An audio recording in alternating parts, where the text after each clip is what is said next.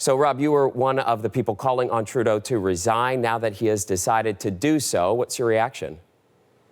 Well, I think today is about also thanking Mr. Trudeau for 9 years of terrific work.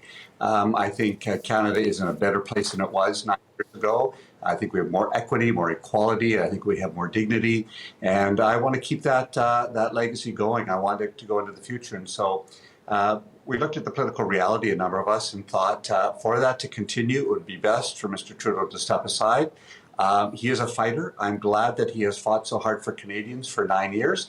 And now it's time for someone else to take that mantle and ensure that Canada stays with a centrist government, with a thoughtful government, and with a government that'll be for all people. I know at first you were a supporter of the Prime Minister trying to keep things private as you were urging him to step down. Ultimately, you did decide to go public. Why was it that you decided to go so public, calling for him to leave?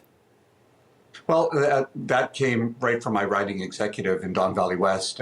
My supporters were very clear that they wanted me to be more public and to make a statement that would perhaps get to the ears more profoundly from the people around Mr. Trudeau and to Mr. Trudeau himself. And they felt some pressure had to be exerted because they could see an election that would not be good for their values and their ideals.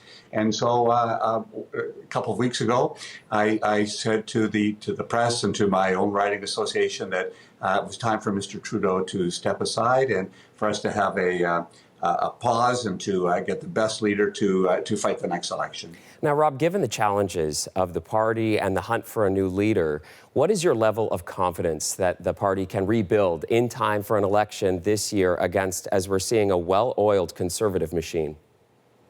It's well-oiled, but it's misplaced. I don't think it represents Canada or Canadians' values. It is really a far-right government. It's a populist government. I think what we need is a popular government, not a populist government.